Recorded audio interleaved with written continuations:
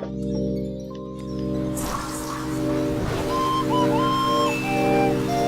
and welcome to muchboyjoe.com. This special close to my heart top 10 list has all animated movies from my childhood, and I cry whenever I hear that people haven't heard of these. So here I am showing you films you must see or else you will die.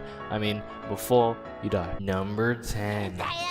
Moon, the Guardian of the Moon. It's understandable if you haven't seen this film. It's French, so I should have actually said Moon, le Gardien de la Lune. Scrolling through Netflix, I thought this movie looked like a generic furry fanfic, but it won an award, so it must be good, and now it's on my top 10 list. It's about a little anime animal anamorphic who doesn't want to be the Guardian of the Moon, so the title is basically a spoiler. There's enough entertainment in this gigantic world with its gigantic creatures, gigantic lore, and gigantic men to deem it good. Number 9. Breadwinner. Boy, do you want a kids movie that deals with war, sexism, and the beautifully plagued time of 2001 Afghanistan? Good. The story is about as political as it gets. A young girl becomes a young boy, but not by today's standards, but because she has to in order to save her dying father in jail. A perfect kids tale. So here you go, by the animators of Song of the Sea and Secret of Kells, on the same level as Da Vinci, Raphael, and the other TMNT members. It's that good. It's on this list for many reasons, but I don't have time. Number 8. Valiant. Before I tell you this, I was technically younger, but Valiant was the first animated movie that actually made me cry. I even had trouble writing the rest of this list, going through all the tears, all the PTSD and harsh memories from when I watched it last week. No other film handles birds as good as Valiant, and it's historically accurate. Pigeons did in fact partake in wars. Though I'm disappointed we didn't see the birds fire any weapons like they did back in the day, but the wonderfully funny characters distracts me from this broken mirror reality. Number 8. The Tale of Despereaux. I'm going to break conventions here a little for the sake of how good the Tale of Despereaux is. The movie isn't that good. It does the sense of adventure and lovable moments well, but we're being critical here. None of that breadwinners shit goes on this list, only the best. So what are we going to talk about? The book. I love this through and through. The simple plot of a mouse knight rescuing a sexy princess is great for kids, but it's the excellent writing which gives adults the Game of Thrones vibes on the side. Number 7. Animal Olympics. Probably the most obscure on this list, so of all time, if it wasn't for the movie at the number 2 spot. I'm going to struggle reviewing this film because I've never heard of it, which means you've never heard of it either, so it stays. It looks like an old Zootopia before fairy artists had access to DeviantArt. Oh, okay, I just found out there's a Noah's Ark disco scene. I regret placing this movie at spot number 6. Speaking of, number 6. Persepolis. No Polaroid captures the essence of melancholy more woefully pulchritudinous than Marjane Satrapi's Persepolis, a graphic novel adapted to screen.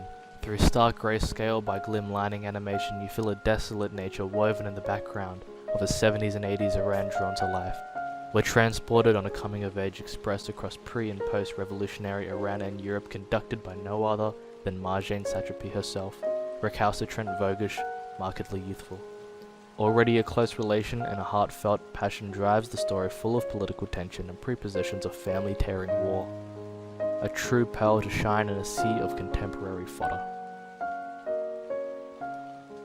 Number 5. AntMan. First impressions, Paul Rudd can easily claim funniest man dead or alive right now, and probably 2 more out of Kevin Hart's ass. Back to serious business, animation has never felt more alive with AntMan's amazing graphical detail and modeling. I spy tweening at certain points, but only because of my eye keen as an animation major. I'm sure the average audience would be none the wiser because Paul Rudd is just that good at animation. Onto the plot, characters, conflict, themes, settings. Yes, these are the 5 things. AntMan reaches a 99% on all of them, which is why it's on this list. The missing 5% you're scratching your weenus over is due to boring creativity behind the villain. He's basically just another Ant-Man. If this movie covered other bugs, say wasps for example, I'd eject you scream in the cinema.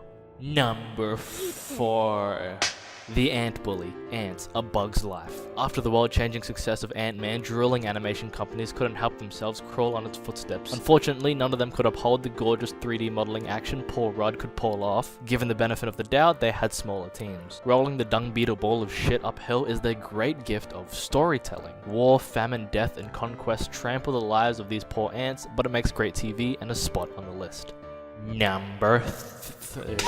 Onward. This movie made me shit and fart and cummed while I ate my crayons right to the core, maxed out on cans and popcorn. You can immediately tell we're in the top 3 when Pixar enters the frame. Somehow, the small indie studio manages to feel as swooping as a sweatshop-funded corporation in China by the heart and presence of its films alone. To be fair, I don't know much of their other films, I doubt you will too, but all you need to see is Onward and 2 others, Presto and Bounden, to see where these animators are at. As for Onward itself, a true definition of a hidden gem. I have reasonable facts that half of the crew themselves haven't even seen the film, so there's no chance you've heard of it.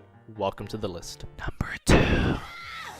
Before I reveal the elusive number 2 spot, I want to tell a story. I was just a wee child at the age of 24 months when my mummy aired a colourful image on the old widescreen PAL standard. I was amazed by the alluring soundtrack, admirable, well-written cast, and of course the skillful animatics. But my favourite part was the cute lions. I blabbered out of my baby mouth, "Mummy, what is this critically acclaimed masterpiece?" But she had no clue, and I never saw it nor heard it ever again. If someone can email me what the name of this movie is, please. It's about a little lion cub, Roomba, his father, dead lion cub, and the two best animals I wish I had as slaves, I mean pets, Tambourine and Plum. What's probably called the Lion Bully or something is the definition of an amazing animated film you've definitely never heard of. As is tradition on this channel, let's roll out the honorable mentions. These are still amazing animations that I'd give my life for, except I'm not 110% sure you haven't heard of them, so bear with me. Waltz with Bashir, The Garden of Words, The Red Turtle. It's such a beautiful day. Number 1. Minions.